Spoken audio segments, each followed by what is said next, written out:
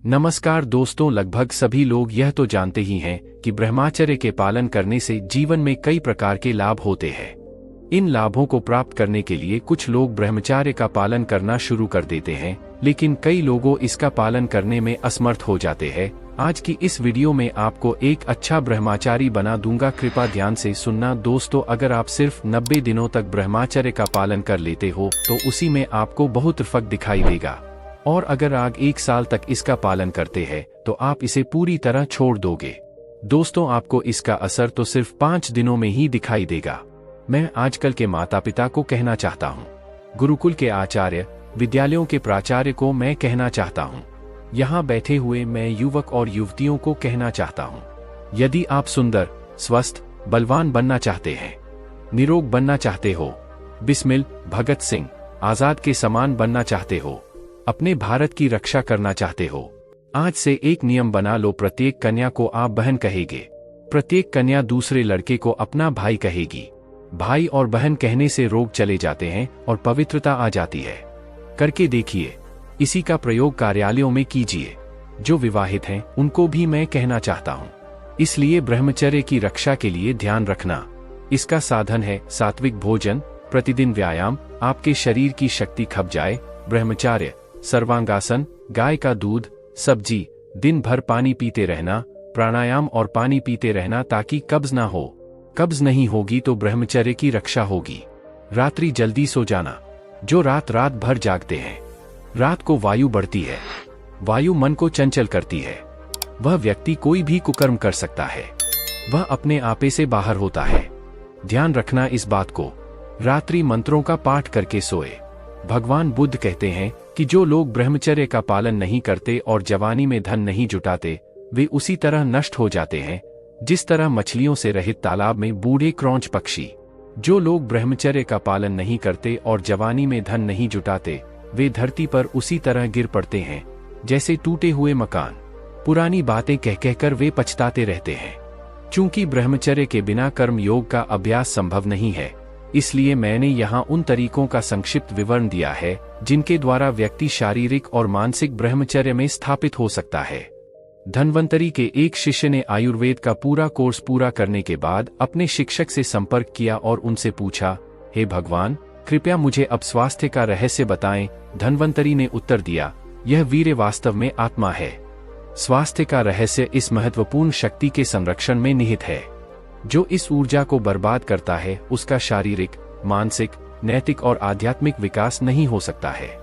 यदि वीर्य नष्ट हो जाए तो प्राण अस्थिर हो जाता है, प्राण उत्तेजित है, आदमी घबरा जाता है, फिर दिमाग भी ठीक से काम नहीं कर पाता, मनुष्य चंचल स्वभाव का हो जाता है, मानसिक कमजोरी होती है। आयुर्वेद के अनुसार वीर्य अंतिम धातु है जो मज्जा या मज्जा से बनती है। भोजन से चाइल का निर्माण होता है, चाइल से रक्त निकलता है, खून से मांस निकलता है, मांस से चर्बी निकलती है, चर्बी से मज्जा निकलती है, मज्जा से वीर्य निकलता है। ये 7 धातुएं हैं। प्रत्येक धातु के 3 विभाग होते हैं। वीर्य भौतिक शरीर, हृदय और बुद्धि का पोषण करता है।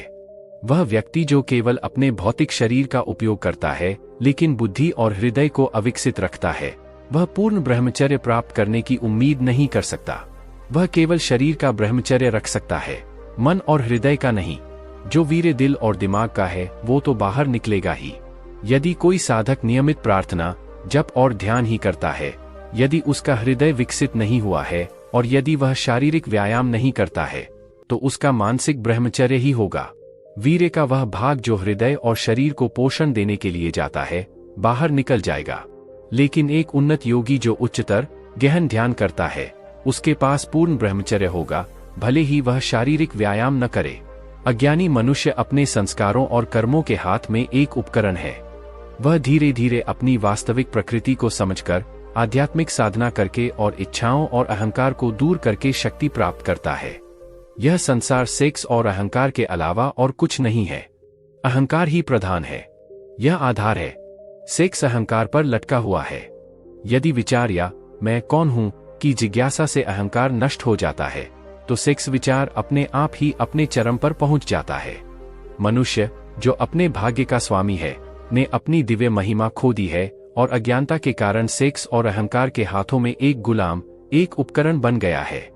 काम और अहंकार अविद्या या अज्ञानता के उत्पाद हैं। स्वयं के ज्ञान की सुबह आत्मा के इन दो शत्रुओं, दो डकैतों को नष्ट कर देती है, जो असहाय, अज्ञानी, छोटे, झूठे जीव, भ्रामक, मैं को लूट रहे हैं।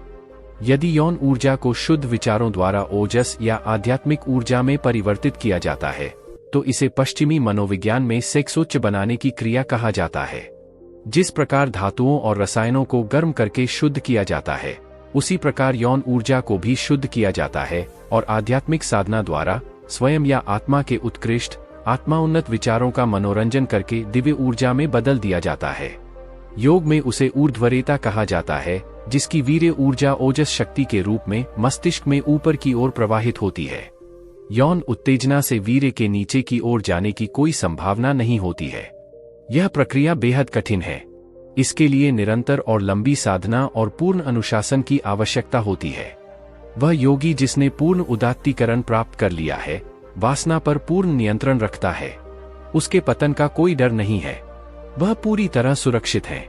वह युवा महिलाओं को गले लगा सकता है और फिर भी वह किसी भी अशुद्धता से पूरी तरह मुक्त होगा।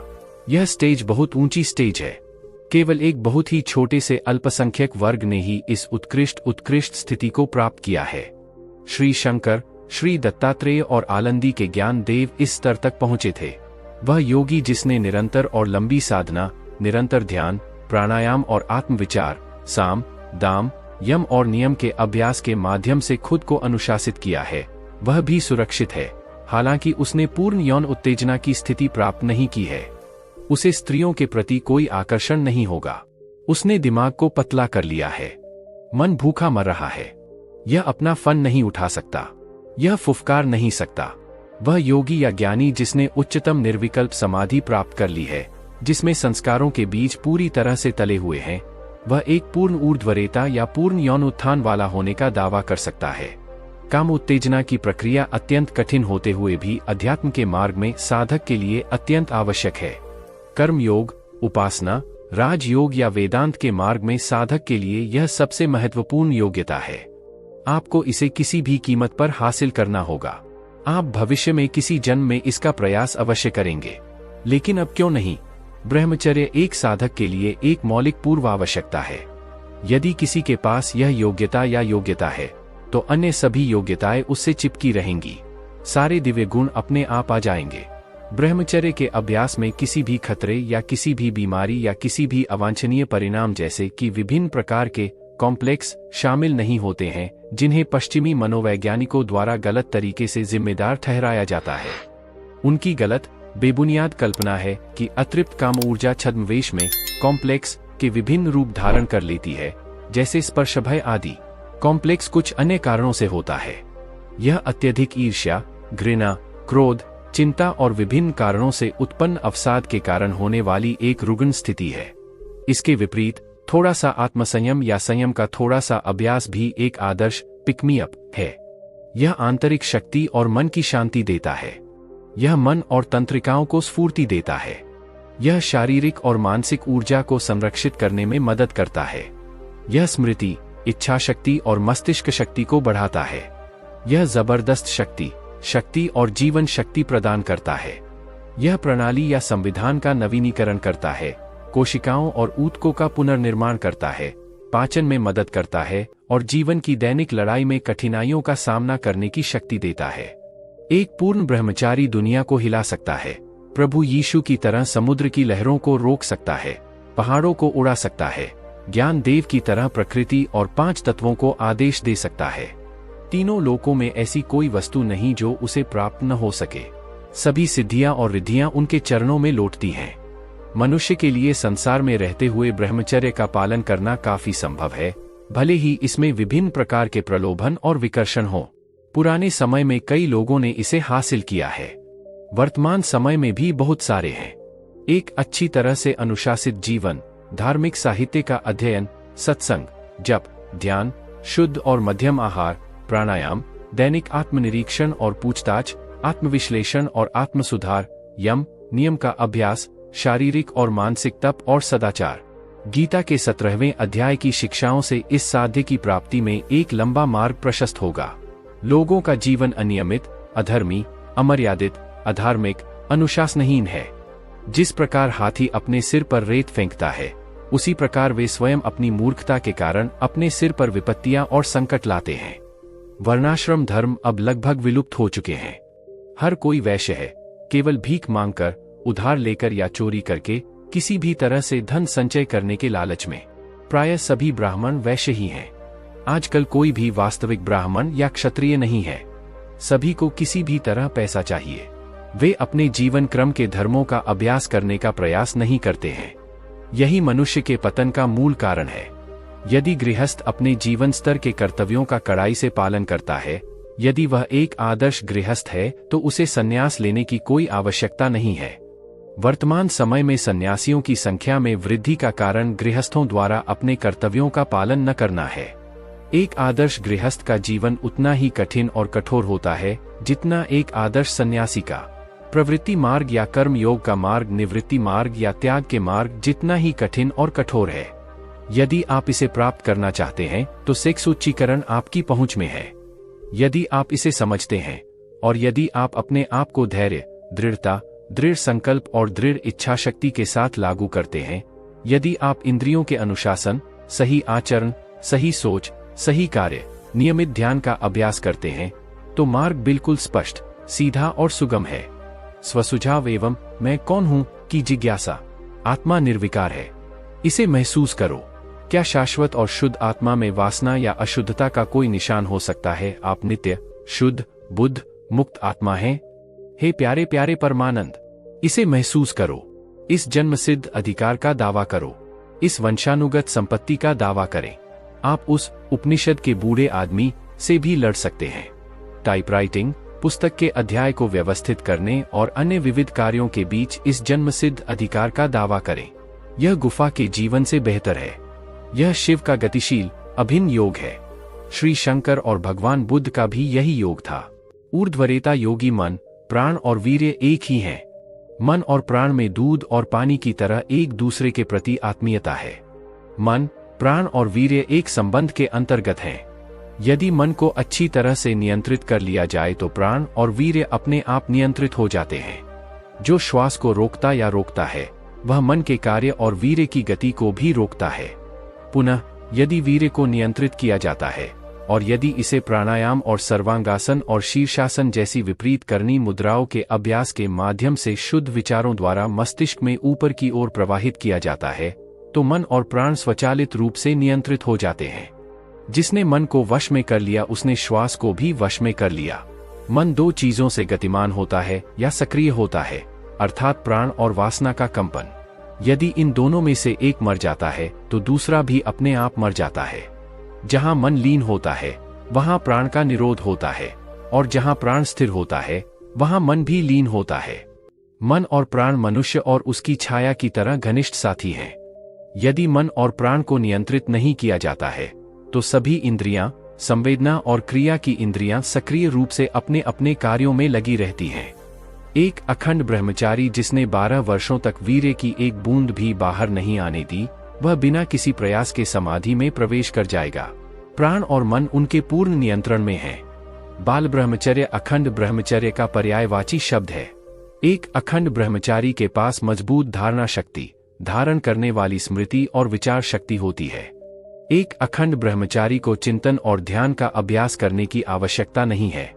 यहाँ तक कि अगर वह एक बार भी महावाक्य या उपनिषदों का महान वाक्य सुन ले तो उसे तुरंत आत्म साक्षात्कार या ब्रह्मानुभव प्राप्त हो जाएगा। उनकी बुद्धि शुद्ध है और समझ अत्यंत स्पष्ट है। कुछ अखंड ब्रह्मचारी हैं, लेकिन वे बहुत दुर्लभ हैं। यदि आप सही ढंग से प्रयास करें तो आप अखंड ब्रह्मचारी भी बन सकते हैं।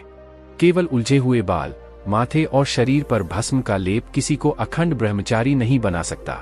वह ब्रह्मचारी जिसने भौतिक शरीर और भौतिक इंद्रियों को नियंत्रित किया है, लेकिन जो लगातार सेक्स के विचारों पर ध्यान केंद्रित करता है, जैसा कि मैंने पहले ही बताया है, एक पक्का पाखंडी है।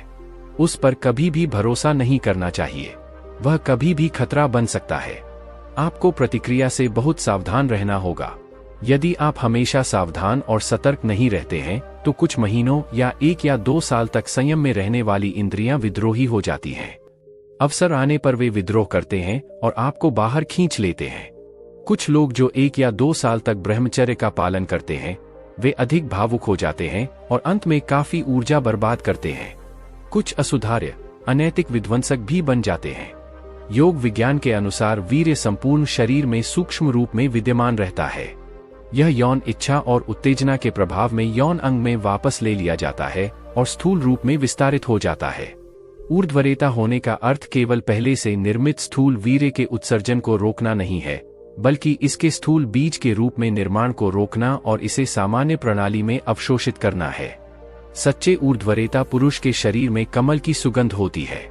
दूसरी ओर एक पवित्र व्यक्ति जिसमें स्थूल वीर्य बनता है उसमें बकरी की गंध हो सकती है। जो लोग प्राणायाम का गंभीरता से अभ्यास करते हैं उनका वीर्य सूख जाता है। वीर्य ऊर्जा मस्तिष्क तक चढ़ती है। यह ओजस शक्ति के रूप में संग्रहित होता है और अमृता या अमृत के रूप में वापस आता है। सहवास के दौरान अधिक ऊर्जा बर्बाद होती है। क्रिया के दौरान पूरा तंत्रिका तंत्र हिल जाता है या उत्तेजित हो जाता है, परंतु स्वप्न अवस्था में जब उत्सर्जन होता है तो ऐसा नहीं होता है। इसके अलावा गीले सपनों के दौरान वास्तविक सार सामने नहीं आता है। यह केवल थोड़े से वीर्य के साथ पानी जैसा प्रोस्टेटिक रस है जो रात के प्रदूषण के दौरान निकलता है। जब रात्रि प्रदूषण होता है तो मन जो आंतरिक सूक्ष्म शरीर में काम कर रहा था अचानक उत्तेजित स्थिति में भौतिक शरीर में प्रवेश करता है। इसी कारण उत्सर्जन अचानक होता है। एक यौन क्रिया के दौरान जो ऊर्जा बर्बाद होती है वह उस शारीरिक ऊर्जा के बराबर होती है जो 10 दिनों के शारीरिक श्रम में खर्च होती है, या मानसिक ऊर्जा जो 3 दिनों के मानसिक कार्यों में उपयोग की जाती है। देखिए कितना अनमोल है वीर्य, प्राणवायु। उन योगियों की जय जिन्होंने ऊर्ध्वरेता या पूर्ण काम उत्थान प्राप्त कर लिया है और जो अपने स्वरूप में विश्राम करते हैं। हम सभी साम, दाम, भेद, विचार, वैराग्य, प्राणायाम, जप, ध्यान और आसन के अभ्यास के माध्यम से पूर्ण ब्रह्मचर्य का पालन करें और जीवन के लक्ष्य तक पहुँचें। हमारे हृदय में निवास करने वाले हमें इंद्रियों और मन को नियंत्रित करने के लिए आध्यात्मिक शक्ति प्रदान करें। हम सभी श्री शंकर, श्री ज्ञान देव और पूर्व के अन्य लोगों की तरह पूर्ण ऊर्ध्वरेता योगी बने। उनका आशीर्वाद हम पर बना रहे। दोस्तों, अब आप इन ब्रह्मचार्य के नियम को अपना कर देखिएगा। सीधा नहीं सोना चाहिए। हमारे यहाँ ब्रह्मचारियों को ब्रह्मचर्य की रक्षा करने के लिए एक मेखला बांधी जाती थी। शायद आपने कभी देखी हो। उस मेखला में एक गांठ होती थी, बहुत मोटी मुझ की मेखला, पीछे मोटी गांठ। क्या रहस्य था उसका? यह विद्यार्थी सीधा ना सोए। सीधा सोने से ब्रह्मचर्य की हानि होती है। हमारे पेट का और उदर हमारे मूत्राशय का दबाव पड़ता है। इसलिए यदि आपने ब्रह्मचर्य की रक्षा करनी है तो बिना स्वपन की शांत निद्रा में सोए। पवित्र बल को प्राप्त करना है तो सदा करवट में सोइए। बाया करवट सबसे अच्छा है। दाहिना स्वर चलता है। शरीर में अग्नि का विकास होता है और सब कुछ पच जाता है। ब्रह्मचर्य पालन के लिए अन्य लाभदायक चीजें। प्रतिदिन ब्रह्मचार्य का जीवन पढ़ो, देशभक्तों का जीवन पढ़ो, ऋषि दयानंद का जीवन, चंद्रशेखर आजाद को पढ़ो, राम प्रसाद बिस्मिल को पढ़ो, रानी झांसी को पढ़ो, दुर्गावती को पढ़ो, सुशीला दीदी को पढ़ो जिसने अपने अंगूठा काटकर कलकत्ता में खून से भगत सिंह को तिलक लगाया था कि तुम मेरे भाई हो, मेरे खून का ध्यान रखोगे और अपने देश की आज़ादी के लिए जीवन भर काम करते रहोगे। और भगत सिंह ने एक अच्छे भाई के होने के नाते जीवन के अंतिम श्वास तक अपनी भारत माँ की सेवा की और हंसते हंसते फांसी के फंदे पर चढ़ गए। अगर प्यार ही करना है तो इस तरह का प्यार कीजिए। महर्षि दयानंद का ब्रह्मचर्य। महर्षि दयानंद ने ब्रह्मचर्य के बल से मृत्यु पर अधिकार किया। मृत्यु स्वयं नहीं आई, बार बार खटखटा रही थी। महर्षि ने कहा चले जाओ, अभी टाइम नहीं है। उसके पास बैठे, मंत्रों का पाठ किया और फिर अपनी आत्मा को छोड़ा। यह स्थिति भीष्म पितामह की थी। महर्षि दयानंद के ब्रह्मचर्य की ताकत, ध्यान रखना, इस बात को समझना। कितना बल था। कहते 2 खूंखार सांड आ रहे थे, उत्पात कर रहे थे। पूरा बाजार जो था भगदड़ में था। स्वामी जी को पता चला बहुत खुखार सांड है। आपको पता ही है, सांड जब लड़ते हैं तो कुछ नहीं देखते। अच्छे भले भले बलवान व्यक्ति डर के पीछे हट जाते। ऋषि दयानंद आगे बढ़े, प्राणायाम भरा और अपने बाजुओं को फैलाया और उन दोनों सांडों के सिंघों को पकड़कर धक्का दिया, उन्हें दूर हटा दिया। ब्रह्मचर्य आप में बल भरेगा, सुंदरता भरेगा, बुद्धि को भरेगा, तेज भरेगा, आपको जीने का आनंद आएगा। पर जब उस जीवन की ज्योति, ब्रह्मचर्य की ज्योति को लेकर आप ओम का जप करेंगे तो भगवान आपको शीघ्र मिलेगा। पक्की बात कहता हूँ। ब्रह्मचर्य में बाधा पहुंचाने वाली चीजें। इसके विपरीत अंडा खाने वाला व्यक्ति ब्रह्मचर्य का पालन नहीं कर सकता। वह जरूर अपने जीवन को बर्बाद करेगा, क्योंकि वह उत्तेजना पैदा करता है, वह व्यक्ति व्यसनी बनता है। शराब, मांस, दुराचार, गंदे गीत, अपने हाथों से कुचेष्टा करना, जीवन में गंदे विचार लाना, यह ब्रह्मचर्य का पतन है। 25 वर्ष तक अखंड ब्रह्मचारी रहे। जब तक आप 25 से वर्ष बड़े ना हो जाए तब तक विवाह की बात मत सोचें, और सोचे तो इस विचार को लेकर, मैंने जो जीवन में तप किया है, मैंने जो विद्या प्राप्त की है, मैंने जो संयम किया है, इसके द्वारा अगर मैं इसका प्रयोग करूंगा तो अपने देश के लिए अच्छी बलवान सुंदर संतान दूंगा जो अपने देश को स्वतंत्र करवा सके, अन्यथा अपने शरीर की शक्ति को बर्बाद नहीं होने दूंगा। हमेशा इस बात को बोलो। इसलिए भगवान वेद में कहते हैं, अश्मा भवतु नस्तनु। आंवला का ब्रह्मचर्य में लाभ। आइए हम इस विषय को समाप्त करते हैं और अंत में यह कहना चाहते हैं, जिन जिन को रोग है, किसी भी प्रकार का शारीरिक गुप्त रोग है, चाहे वह लकोरिया है, श्वेत प्रदर है, रक्त प्रदर है, स्वपन दोष है, धातु विकार है, उसके लिए अमृत तुल्य भगवान ने हमें एक औषधि दी है जिसका नाम है आंवला। आज से यदि आप ब्रह्मचर्य की रक्षा करना चाहते हो, शरीर को सुंदर तेजस्वी बनाना चाहते हो, चाय को एक झटके में बंद कर दो, लाल मिर्च बंद कर दो, आंवले को छोड़कर शेष खटाई को बंद कर दो, आंवले का चूर्ण बनाओ मिश्री मिलाकर और दिन में 2-3 बार। अगर गर्मी है तो आप उसका सेवन पानी के साथ करें, अगर सर्दी है तो आप दूध के साथ भी कर सकते हैं, हल्के गर्म पानी से सेवन कर सकते हैं। ब्रह्मचर्य की रक्षा के लिए आप सर्वांगासन अनिवार्य रूप से करो, पूरे शरीर की रक्षा करेगा, आपके चेहरे को तेजस्वी और आपकी बुद्धि सूक्ष्म माइक्रोस्कोपी बनाएगा। प्राणायाम का लाभ। ब्रह्मचर्य में सायंकाल प्रतिदिन बाह्य कुंभक प्राणायाम कीजिए। आर्य समाज में आइए। आर्य समाज में हमारे जो लोग हैं, विद्वान हैं, पुरोहित हैं, सदस्य हैं, वह सब आपको यह बातें बता सकते हैं। रविवार को आइए, यहाँ पर बैठिए, यज्ञ कीजिए, जीवन में ज्योति को प्राप्त कीजिए, संसार को प्रकाशित कीजिए। कीड़े मकोड़े की तरह मत मरिए। जिंदगी उसी की है जिसका दुनिया नाम जपती है। अरे जिंदगी यूं तो कुत्ते और बिल्ली की भी कटती है। अच्छा है कुछ काम करना देश धर्म का इस नाव में। नाव खाली हो तो मझधार में पलटती है। ब्रह्मचारी के बारे में समाज में प्रचलित कुछ झूठी बातें, कुछ शंकाएं, एक दो जो बहुत आवश्यक है, जिन्होंने हमारे विद्यार्थियों को भ्रष्ट किया है। पहली बात, ब्रह्मचर्य की हानि से कोई हानि नहीं, जैसे रोटी खाते वैसे यह काम है। मैंने कहा महामूर्ख, यह रोटी का काम नहीं है। रोटी शरीर की आवश्यकता है। वह शरीर में बल बढ़ता है, तेज बढ़ता है, खून बढ़ता है, पर इससे कोई चीज बढ़ती नहीं। इससे चेहरा जो है तेजहीन हो जाता है, पाचन क्रिया बिगड़ जाती है। जो व्यक्ति ब्रह्मचर्य की हानि करता है, चाहे विद्यार्थी है, चाहे गृहस्थी है, चाहे वह वृद्ध है, पहला काम वो करेगी उसके चेहरे को बर्बाद कर देगी। दूसरी बात, उसकी भूख कम हो जाएगी। तीसरा काम, उसका बार बार बुखार होगा। चौथा काम, उसे बार बार सर्दी लगेगी और जुकाम होने लग जाएगा। पांचवा काम, वह पाइल्स का रोगी होगा। लिख लेना, मेरी इन बातों को मैं दावे के साथ कहता हूं, क्योंकि जो आप खाते हैं वह गाड़ी का तेल है, पेट्रोल है, डीजल है, परंतु एक होता है इंजन ऑयल जिससे गाड़ी चलती है। वीर्य शरीर में इंजन ऑयल के समान होता है। इंजन ऑयल समाप्त हो जाए तो इंजन सीज हो जाता है। और इस गाड़ी के लिए जो पानी पीते हैं, दूध, रोटी खाते हैं, यह तो है इसकी खुराक, लेकिन इसकी जान जो है, इसका जो आधार है, वह ब्रह्मचर्य। देखो, एक व्यक्ति रक्त देता है, रक्त देने के बाद बैठो भाई बैठो, इसको जूस पिलाओ, इसको दूध पिलाओ, पिलाते हैं कि नहीं? अरे महामूर्ख, उस रक्त से भी 100 गुना अधिक मूल्यवान तत्व हमारे शरीर का यह WRC यानी वीर्य है। याद रखना, ज्यादा मूल्यवान है हमारे शरीर का रज और वीर्य। अगर जो व्यक्ति अपने शरीर के रक्त देने के ऊपर ध्यान दीजिएगा कि जूस चाहिए, तो जो व्यक्ति अपने शरीर की शक्ति को व्यय करता है, जो गृहस्थ अच्छी संतान के लिए अपनी शक्ति व्यय करते हैं, आयुर्वेद उठाकर देखे क्या लिखा है, वह उसके तुरंत पश्चात दूध पिए, इलायची डालें, उसमें पौष्टिक पदार्थ डालें जो शरीर की शक्ति क्षीण है वह पूर्ण हो जाए।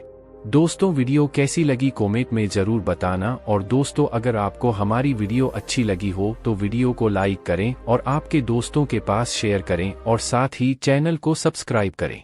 धन्यवाद।